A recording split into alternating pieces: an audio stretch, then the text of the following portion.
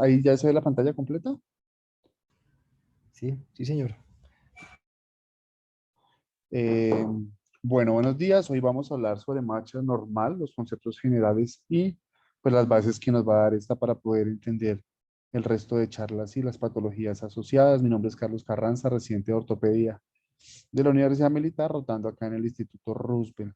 En el contenido de la charla vamos a hablar un poco de generalidades, cuáles son esos componentes de la marcha y qué hace que la marcha sea normal. Vamos a mirar la cinemática de la marcha y vamos a llegar a unas conclusiones generales. Es importante tener en cuenta este cuadro porque nos va a comparar la marcha digamos, de los seres vivos que lo hacen en dos extremidades comparados a los que la hacen en cuatro. Con respecto a los que la hacen en dos extremidades, tenemos la ventaja de que nos libera los miembros superiores y nos permite realizar tareas con estos. Además, con la ayuda de la pelvis y, digamos, que la columna vertebral, podemos dar pasos más largos y ya vamos a ver cómo interfiere esto en la cinemática de la marcha. A diferencia de los animales que la hacen en cuatro extremidades, que les da más velocidad y por tener ese centro de apoyo más bajo y más cerca de las extremidades, hace que la marcha de ellos sea más estable. Por definición, la marcha es una actividad cíclica durante la cual el movimiento de los segmentos corporales se reproducen con una periodicidad regular. Es muy importante esto de los ciclos y porque cada uno de estos ciclos consta de dos pasos y vamos a ver cómo para entender la marcha vamos a ver cómo es ese primer paso y ese segundo paso, que están comprendidos entre el apoyo de un talón hasta la fase en la que se hace el apoyo del contralateral. O sea que vamos a ver cómo estos ciclos de la marcha van a comenzar con la fase de doble apoyo. Como punto de referencia se toma el pie derecho, no quiere decir que el pie izquierdo no sea, digamos, importante, sin embargo es para poder tener una convención internacional y por lo tanto cada ciclo de la marcha desde su comienzo hasta su fin va a tener como referencia el comienzo con respecto al pie derecho, pero pues como es una marcha simétrica, entonces el 50% de esta marcha también será estudiada con base al pie izquierdo. Y es muy importante tener en cuenta que durante la marcha no estamos hablando de trotar ni de correr, siempre va a haber un contacto del cuerpo con el suelo. Para que esta marcha se pueda dar, tenemos unos componentes muy importantes. Uno que son los sistemas de control, el segundo que es la fuente de energía, el tercero son esas palancas que nos van a proveer el movimiento y el cuarto componente importante es la fuerza que nosotros vamos a necesitar para mover esas palancas. Como sistema de control, a modo general, tenemos el sistema nervioso central, que por medio de la corteza frontal y prefrontal va a tener unas células las cuales se van a conectar con ese, digamos, con la médula espinal y van a llegar a cada uno de los músculos. Y es muy importante cómo esta relación y cada una de estas vías corticales va a llevar el impulso desde la generación del mismo en el sistema nervioso central hasta la contracción de un músculo por medio de los axones que está llevando la información al músculo en general. Es Con culpa suya, respecto, viejo, es culpa suya. con respecto a la fuente con respecto a la fuente de energía, es importante saber que el cuerpo, así sea en un estado, digamos, en el cual no tenga movimiento, tiene un consumo de energía. El consumo de energía del ejercicio y de la caminata nos puede representar entre el 15 y el 25% diario.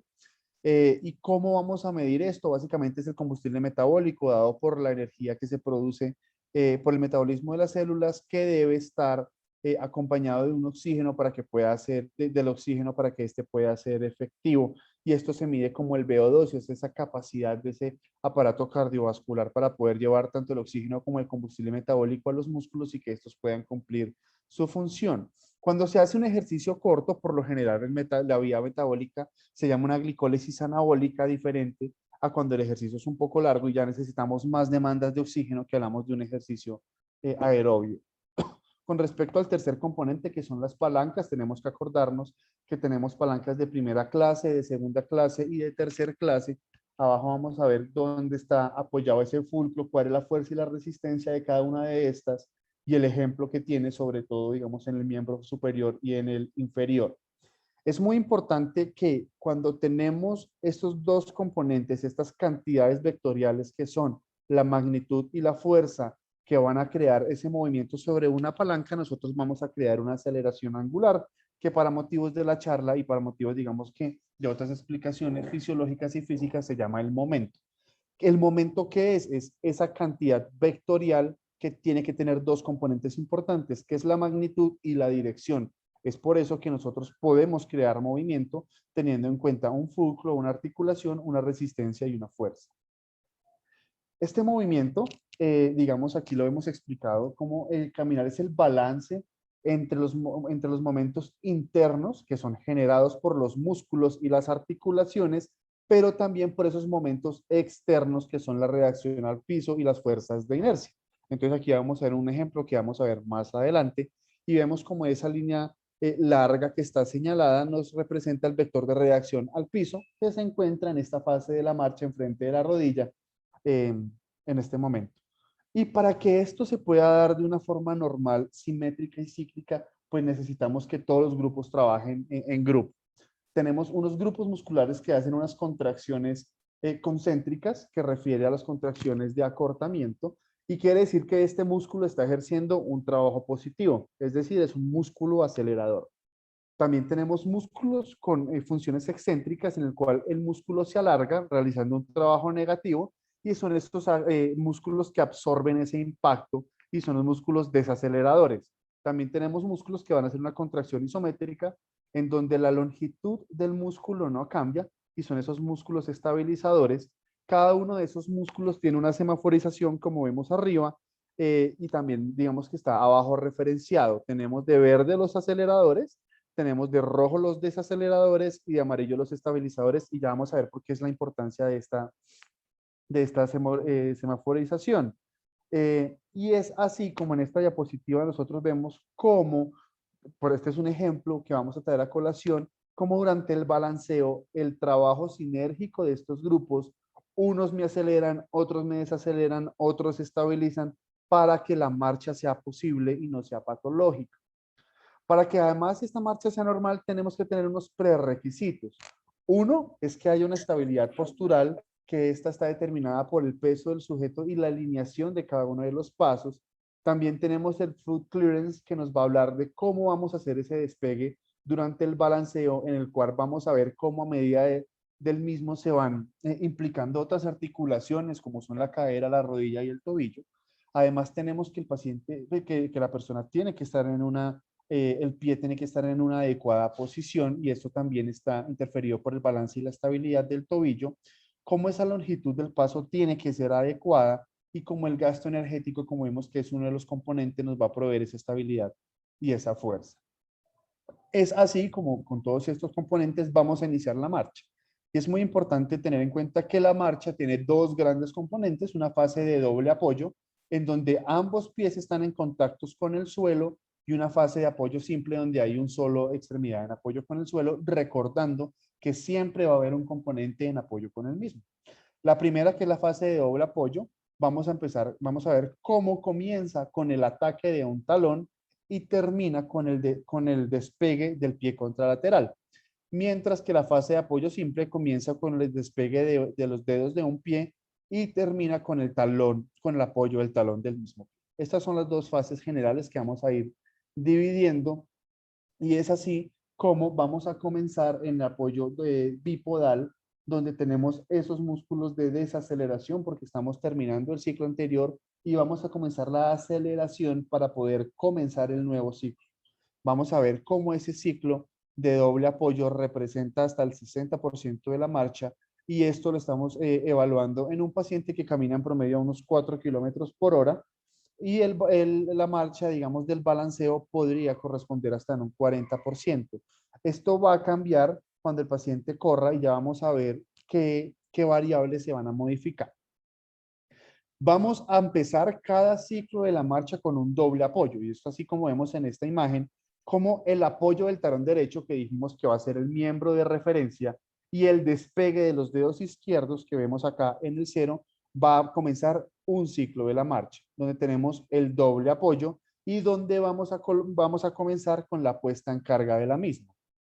Posteriormente, entre el 15 y el 50% de la marcha, vamos a tener una fase de apoyo simple. Acordémonos que lo estamos haciendo en un paciente en una persona que aproximadamente está caminando a 4 kilómetros por hora. Y es muy importante que en esta fase de apoyo simple vamos a empezar con el despegue de los dedos izquierdos y con el ataque del talón izquierdo. Es así como nos va a permitir en esta fase de la marcha que el miembro inferior izquierdo avance y vamos a poder continuar con este ciclo de la marcha. Posteriormente, entre el 50 y el 65% de la marcha, vamos a tener esa segunda fase de doble apoyo, en donde el talón izquierdo y el despegue de los dedos derechos van a ser los protagonistas de la misma y vamos a tener el comienzo del prebalanceo, que es muy importante para la misma. Para finalizar el ciclo de la marcha, vamos a combinar como entre el 65 y el 100% de este, vamos a tener el apoyo del miembro inferior izquierdo, que nos lleva desde el comienzo del balanceo hasta el final del mismo. Y todo esto representará el paso izquierdo al final de la marcha. Y mientras se está haciendo esto, entonces va a ser el miembro inferior derecho el que nos realice el avance para continuar así con el siguiente ciclo.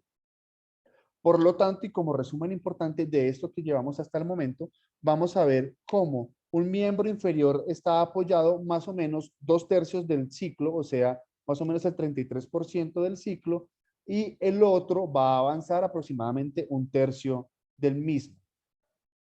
Con respecto al pie derecho, entonces vamos a ver cómo esa fase de apoyo está representada entre el comienzo y el 65% del mismo y la del balanceo entre el 65 y el 100% del ciclo.